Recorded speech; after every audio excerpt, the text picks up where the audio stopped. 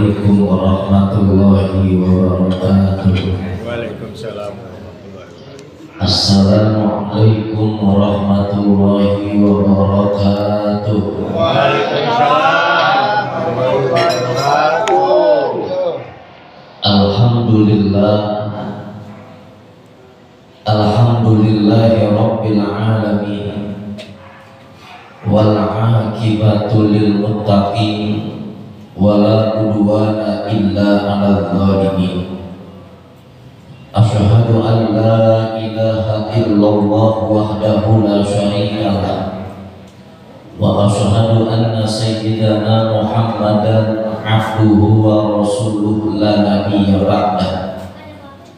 Allahumma sholli wa sallim wa barik ala sayyidina Muhammadin sallallahu alaihi wasallam wa ala alihi wa ashabihi ajma'in. Amma ba'du, hadratal mukarramin wal muhtaramin, para alim, para ulama, muallim, para kiai, asatiz, tokoh sepuh masyarakat, para orang tua, para aparatur pemerintah, bil khusus yang sama-sama kita hormati kepada orang tua kita, Bapak Kiai Haji Ahmad, bil khusus kepada Ketua DKM Masjid Jami Riyadut Taqwa, akhina fillah al-mukarram Bapak Kiai Haji Dr. Muhammad Mas'ud MA. Tentu para orang tua saya, Bapak Haji Rodi, Bapak Haji Hasim, serta orang tua saya lainnya yang tidak saya sebutkan namanya satu persatu, namun insya Allah tidak mengurangi rasa hormat saya. Bapak dan saudara sekalian, puji syukur kepada Allah Subhanahu wa Ta'ala pada kesempatan sore menjelang maghrib, tepatnya tanggal 4 Ramadan 1444 Hijriah. Sebentar lagi masuk tanggal 5 Ramadan 1444 Hijriah. Mari bersama kita panjatkan puji syukur kepada Rabbul Jalil Allah Subhanahu wa Ta'ala. Salawat serta seiring salam tak lupa kita sampaikan kepada Nabi Muhammad Sallallahu Alaihi Wasallam serta keluarga, sahabat dan pengikutnya sekalian yang taat ila yaumil qiyamah. Tahadus bin nikmah dan idharus surur sedikit sambil menunggu beduk maghrib bunyi, kita saling mengingat daripada Allah Subhanahu wa Ta'ala. Ini kira-kira kalau dikasih nasihat didengerin pakai ini. Kalau orang lagi lapar mau nanya, kadang-kadang sama saya juga boleh lapar meliti terus. Jadi di bulan suci Ramadan begitu banyak keistimewaan yang Allah berikan kepada kita sekalian sebagai hambanya. Tentu setahun sekali bulan suci Ramadan datang, tepatnya di bulan ke-9 tahun Hijriah. Itu berarti menunjukkan bahwa kita sebagai manusia dulu ketika di dalam rahim emak kita itu kurang lebih 9 bulan. Setelah itu terakhir kita di muka bumi ini sama halnya kayak kita puasa di bulan suci Ramadan, di bulan 9 entar wayahnya di hari kemerdekaannya tepat pada malam takbir dan hari raya Idul Fitri bulan ke-10. Oleh karenanya Rasul memberikan anjuran ketika kita masuk di bulan suci Ramadan, selain kita berpuasa sehari, kemudian sampai 30 atau 29 hari malamnya kita isi dengan qiyamul lail, menghidupkan malam. Salah satunya ialah kita sholat tarawih serta kita witir dan membaca Al-Quran. Kemudian apa? Salah satu amalan di bulan suci Ramadan yang dapat mengantarkan kita ke surga, yaitu sedekah. Jadi sedekah ini penting buat kita. Bahkan ketika kita punya bekal hidup sedekah di dunia, maka insya Allah kita bisa masuk surganya Allah Subhanahu wa Ta'ala. Bicara sedekah, saya teringat di dalam kitab Hilyatul Auliya wa karya Syekh Abu Nu'aim Al-Asqalani. Beliau menukil sebuah kisah daripada sahabat Rasul yang bernama Abu Musa Al-Ash'ari. Abu Musa Al-Ash'ari pada saat itu pernah menjabat sebagai gubernur Basrah, pernah menjabat gubernur Kufah, kemudian pensiun di akhir masa tuanya. Abu Musa Al-Ash'ari menceritakan suatu hal kepada anak cucunya. Apa kata Abu Musa Al-Ash'ari? Wahai anakku, dulu pernah ada seorang ahli ibadah, 70 tahun ibadah hidupnya, enggak pernah maksiat. Ketika itu orang ahli ibadah tersebut tergoda dengan rayuan seorang wanita yang begitu amat cantik, begitu amat, begitu indah dilihatnya. Dirayu hari pertama kagak mau mempan, namanya kiai digodain cewek loh, kagak mau mempan. Hari pertama, kemudian hari kedua kagak mau mempan juga.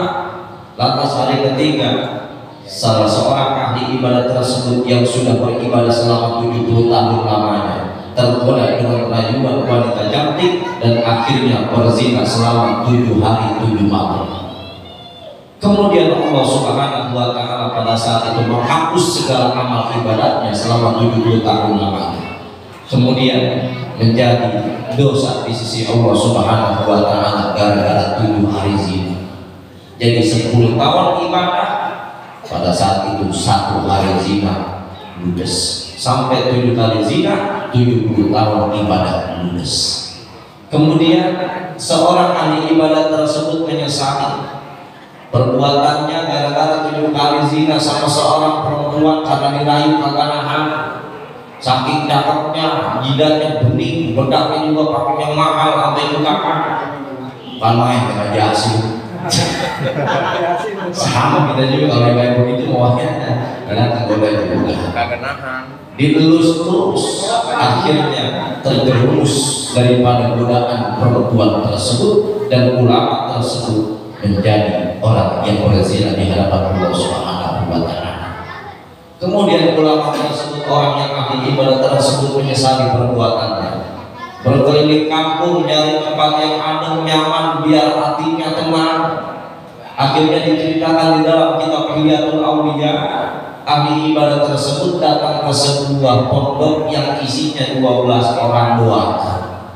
Udahan dia datang kepengen ketenangan, udahan dia datang pengen dapat ilmu yang manfaat, tapi yang didatangin orang susah semua. 12 orang makan kagak ada apanya, pengen masak kagak ada gasnya, pengen masak kagak ada kompornya, boro-boro nih buka puasa ada pisang, ada pastel, ada lontong, ada anggur kagak ada sama sekali. Akhirnya ketika itu seorang ahli ibadah tersebut merenung di samping 12 orang yang sedang kelaparan. Dalam hatinya berbisik, sama gue juga lagi lapar, cuma kagak mau nangis doang. Akhirnya ada seseorang yang datang yang biasa ngasih 12 orang fakir tersebut.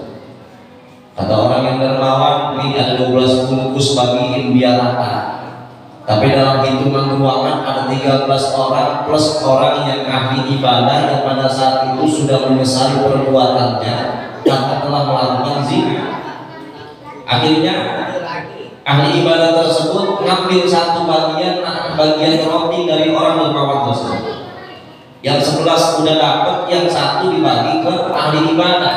Berarti sisa satu orang yang fakir miskin belum kebagian, yang biasanya dapat jadi kagak dapat gara-gara ada orang yang pada saat itu disebut ahli ibadah telah berzina datang ke pondok tersebut.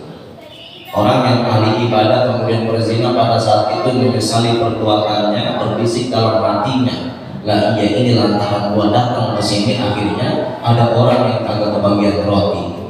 Gara-gara itu dia berpikir begitu amat dalam. Ketika itu roti yang dia dapat dikasih kepada orang yang belum dapat. Akhirnya ketika malam tersebut berpindah ke paginya, ahli ibadah yang berbuat zina tersebut meninggal dunia, dan dimungkinkan berdasarkan prediksi orang yang sudah berzina 7 hari 7 malam maka akan masuk neraka Allah Subhanahu wa Ta'ala. Namun dalam kenyataannya atau bapak dan saudara, ketika besok harinya dia wafat dan ada amalia di akhirat terlihat bahwa 70 tahun ibadahnya itu runtuh ludes dengan 7 hari zina, dan 7 hari zina runtuh ludes dengan sepotong roti yang dia kasih kepada orang yang sangat membutuhkannya pada saat itu. Ini menunjukkan bahwa di dalam kitab Hilatul Awliya kisah tersebut, kita sebagai manusia, terlebih lagi di bulan suci Ramadan, kita harus bisa melihat kanan kiri, depan belakang kita sebagai manusia biasa. Artinya ketika kita mendapatkan kelebihan rezeki dari Allah, kita ingat saudara kita yang ada di belakang kanan kita, kita ingat saudara kita yang ada di belakang kiri kita, kita ingat saudara kita yang ada di depan belakang kita. Kalau kita perlu ingat ke 40 rumah di belakang depan belakang rumah kita, itu alangkah indahnya ketika di bulan suci Ramadan. Apalagi sekarang kita bisa memberikan takjil atau bukaan buat buka bersama di Masjid Jamiah Taqwa. Sebutir korma yang kita kasih bisa jadi itu membuka pintu surganya Allah Subhanahu wa Ta'ala. Amin ya rabbal. Ini yang dijelaskan Allah dalam Al-Quran yang sering kita baca di dalam surah Al-Baqarah. Kalau tahlilan hafal banget kita baca, dzalikal kitabu la raiba fihi hudal lil muttaqin alladzina yu'minuna bil ghaibi wa yuqimuna sholata wa mimma razaqnahum yunfiqun. Kata Allah di dalam Al-Quran, kagak ada la raiba fihi, tidak ada keraguan, tidak ada yang namanya ngada-ngada. Ini adalah bentuk kebenaran di dalam Al-Quran, hudan lil muttaqin, buat orang-orang yang bertakwa sebagai petunjuk hidupnya. Kemudian siapa orang-orang yang bertakwa yang Allah maksud? Alladzina yu'minuna bil ghaibi wa yuqimuna sholata wa mimma razaqnahum yunfiqun. Yang pertama ialah mereka orang yang beriman. Kemudian yang kedua tentu menjalankan ibadah kepada Allah Subhanahu wa Ta'ala. Dan setelah menjalankan ibadah, kita rela mengorbankan harta kita, wa mimma razaqnahum yunfiqun, menginfakkannya di jalan Allah Subhanahu wa Ta'ala. Ketika kita sudah ibadah, sudah menjalankan sholat 5 waktu, menjalankan puasa, tidak lupa pula kita bahwa ada yang disebut dengan rizqu minallah, rezeki dari Allah. Itu pun sama, bisa menjadi nilai ibadah kalau kita wa mimma razaqnahum yunfiqun. Lantas kita berpikir setiap hari kalau kita sedekah mulu sama hari habis duit kita. Kalau kita sedekah mulu sama hari kasih takjil mulu agar sampai 100 biji masjid habis dana kita, nggak bakal habis. Dijamin sama Nabi. Bahkan Nabi pakai bahasa mana qasad sedekah bil madin. Orang yang sedekah besar, sedekah kecil maupun gede dengan keikhlasan di hadapan Allah Subhanahu wa Ta'ala, nggak bakal habis bandanya sampai dia memejamkan mata untuk yang terakhir kalinya, bahkan sampai 7 turunannya karena dia gemar sedekah. Itu salah satu keistimewaan orang yang gemar sedekah. Makanya istimewa bagi orang yang gemar sedekah tidak mementingkan besar atau kecilnya yang telah ia berikan, tapi dia mementingkan daripada keikhlasannya di hadapan Allah Subhanahu wa Ta'ala. Ketika kita ridho dengan apa yang kita punya, sedikit kita kasih kepada tetangga atau saudara kita, maka Allah bakal ridho juga terhadap hidup kita. Makanya ada konsep kita al-qanaatu bil khair, kita menerima hidup apa adanya.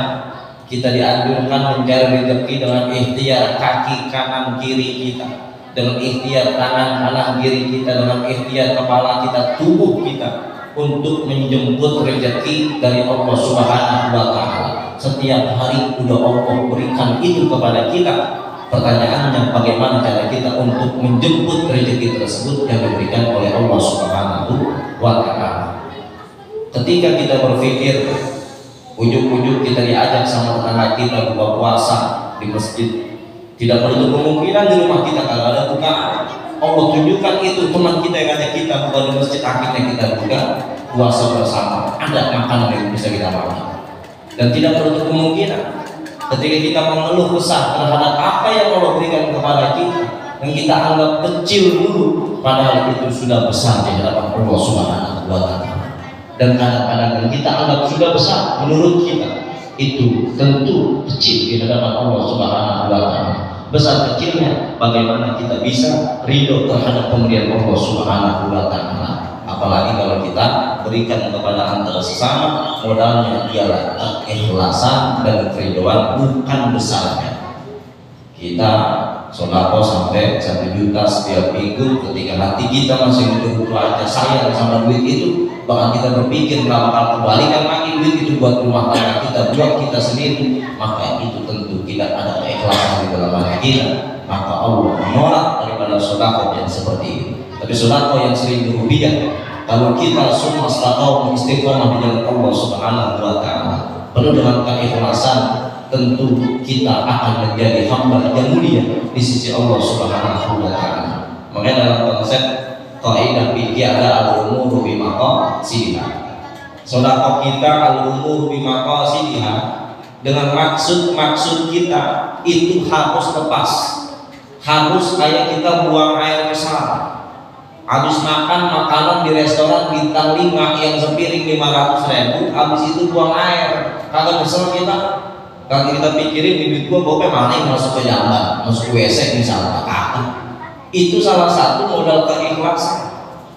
Kalau kita selalu berpikir setelah kita sedekah, kemudian kita minta maksud-maksud yang kita pinta kepada Allah Subhanahu wa Ta'ala kagak diijabah, nanti kita nyesel sama sedekah kita. Mana katanya kita sedekah bakal mendapatkan kelipatan ganda. Terus tahun sunahku di masjid jadi takwa mahana kagak kaya-kaya. Jadi gitu. Padahal bukan menjadi orang yang kaya untuk sedekah, tapi untuk menjadi orang yang tenang. Orang yang tenang ialah orang yang kaya. Orang yang tenang ialah orang yang kaya. Coba dah kita pikir-pikir, orang tua kita dulu kerjaannya cuma nyawang doang, anak 10. Kerjaannya nyawa doang, anak 10. Ada sekolah orang tua kita, SD enggak, SMP enggak, SMA enggak, kuliah juga enggak, makan bangku kuliah juga enggak, anak 10. Di rumah punya piring cuma 7, 3 orang anaknya kagak kebagian. Akal kan banyak orang tua kita dulu, nampan dia kasih anaknya yang pertama, kemudian ulekan dia kasih anaknya yang kedua, kemudian yang ketiga baskom dia kasih anaknya yang ketiga, makan akhirnya semuanya ada piringnya. Dan zaman sekarang kita pengen makan yang model begitu, larinya ke restoran bintang 5 sepiring 500.000, makannya cuma pakai cobek doang, nasi dibasuh ke ulekan.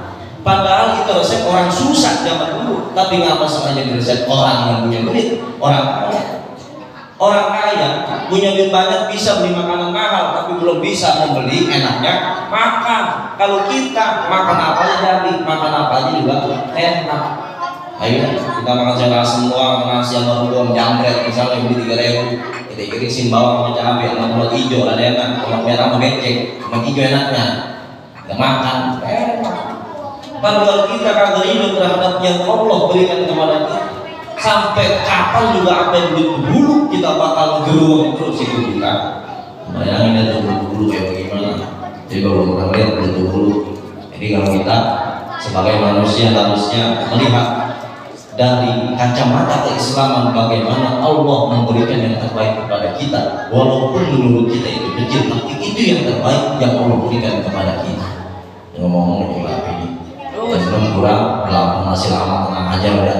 Ya kalau rada-rada lapar ya pegangin aja itu, cemek-cemek aja makanan udah, ya cemek-cemek aja, dimakan jangan, kita nunggu maghrib. Masih lama, tenang aja ya, yang ini udah bagian semua.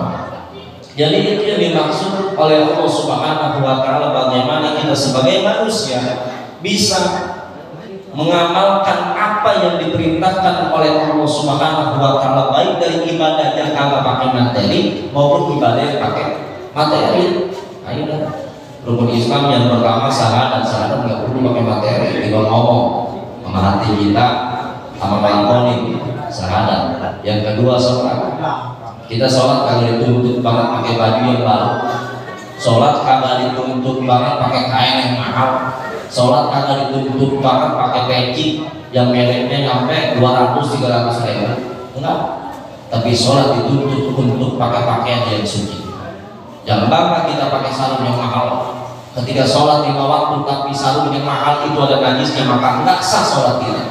Jangan bangga kita pakai rokok yang mahal sampai 1 juta sampai 1,5 juta, 2 juta kita beli.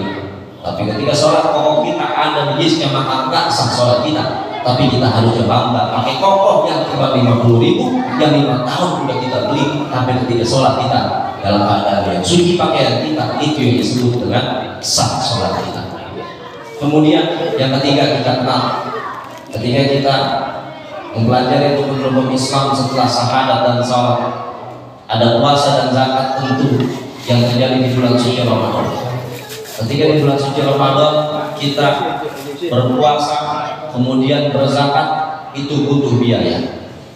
Apalagi yang terakhir haji, ya sekarang mahal haji kuotanya apalagi sedikit, ya dulunya sampai tahunan. Berarti ada 2 rukun Islam yang kagak pakai materi, ada 3 rukun Islam yang pakai materi. Berarti Islam juga ngajarin kita biar nyari duit supaya ibadahnya tenang. Ayo puasa sama zakat. Kalau punya duit puasa, buka puasa bingung. Yang penting kita menerima apa yang Allah berikan, kecil ataupun besar yang Allah berikan kepada kita. Intinya belum pakai materi. Dan gitulah makanya. Di zaman sekarang misalnya kita pengen berangkat haji, gak punya materi ribet juga. Nungguin ada yang ngasih lah tahu apa tahu. Nungguin ada duit jatuh dari pohon kelapa sama 1 miliar juga tahu apa tahu. Kan begitu. Artinya bahwa ada dua di dalam menjalankan ibadah kepada Allah Subhanahu wa Ta'ala. Ada yang bentuknya pakai materi dan ada yang bentuknya enggak pakai materi. Artinya mengimbangi kehidupan ini, fit ini buat dunia wal akhirah. Ada dunianya, ada agama. Ada dunianya kita bisa ibadah dengan tenang ketika kita bisa terima apa yang Allah berikan rezeki kepada kita. Kemudian juga kita dalam sholat kudu khusyuk khidmat kepada Allah Subhanahu wa Ta'ala. Walaupun kita banyak masalah, walaupun kita sedang banyak ujian cobaan, ketika itu Allah Subhanahu wa Ta'ala berikan solusi dalam sholat kita. Inna sholata tanha 'anil fahsya'i wal munkar. Ketika kita rajin sholat, ketika kita melaksanakan sholat dengan hati yang khusyuk kepada Allah Subhanahu wa Ta'ala, kita akan dijauhkan dari kekejian dan kemungkaran. Berarti salah satu poinnya kita perlu ikhlas. Kemudian setelah itu tentunya kita sebagai manusia di lain sisi menggunakan materi kita untuk menginfakkan di jalan Allah Subhanahu wa Ta'ala. Kita juga harus peduli dengan sisa usia kita, sisa umur kita. Terlebih lagi tahun lalu kita masih ingat Allahumma barik lana fi rajab wa sa'bana wa barik lana Ramadan. Ya Allah, mudah-mudahan tahun 2023 1444 Hijriah saya masih hidup, masih bisa sholat tarawih lagi di Masjid Riyadut Taqwa, masih bisa buka puasa bareng lagi di Riyadut Taqwa, masih bisa keliling lagi ngasih zakat pakai gerobak bareng-bareng sama Bang Kani misalnya. Akhirnya Allah kasih banyak umur, yang kesempatan ini kita pakai. Karena belum kubu orang yang berharap tahun depan masih pengen ketemu Ramadan, masih banyak umur yang membuku. Jangankan orang yang benar-benar sakit ngedoa pengen lanjut lagi, orang yang sehat juga belum kubu. Saya kalau ingat-ingat cerita orang-orang tua kita dulu, kepengen ketemu di bulan suci Ramadan aja itu ikhtiarnya banyak banget. Ketika sebelum masuk bulan suci Ramadan di bulan Sya'ban, orang tua kita dulu ternyata ada dijelasin sama ulama kita. Kata orang tua kita, udah masuk bulan Sya'ban, buru-buru jarak ke makam bapak kita, engkong kita, nyai kita, biar kita kenal sama bapak kita, sama kita, nyai engkong kita, bersihin makamnya, beliin kembang bangsa 2 plastik, sama air mawar bangsa 2 botol, jangan sayang sama duit buat orang tua kita. Kata orang tua kita. Kedua, kalau punya duit beliin cat, kalau sedikit cat rumah, walaupun udah bagus cat aja udah. Bagaimana nih ceritanya? Kawang-kawang bersihin, ya kawang-kawang bersihin, jalan-jalan bersihin. Ntar udah wayahnya dekat mau puasa, buru-buru disampo, mandi sono. Ternyata memang itu salah satu sunnah Rasul Shallallahu Alaihi Wasallam.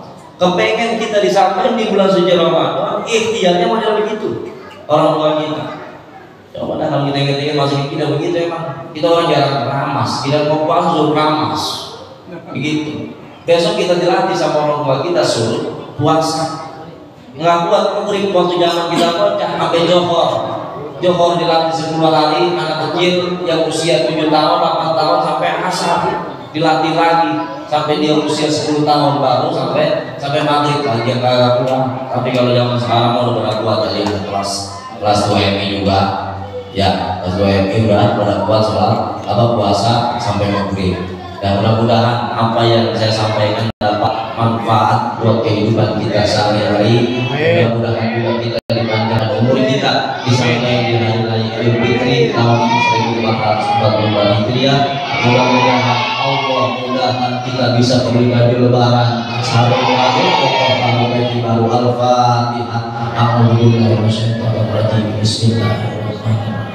Alhamdulillahirabbil alamin. Iyyaka na'budu wa iyyaka nasta'in ihdinas siratal mustaqim siratal ladzina an'amta 'alaihim ghairil maghdubi 'alaihim waladdallin. Amin ya rabbal alamin. Mohon maaf yang sebesar-besarnya. Wallahul muwaffiq ila aqwamit thoriq. Assalamualaikum warahmatullahi wabarakatuh.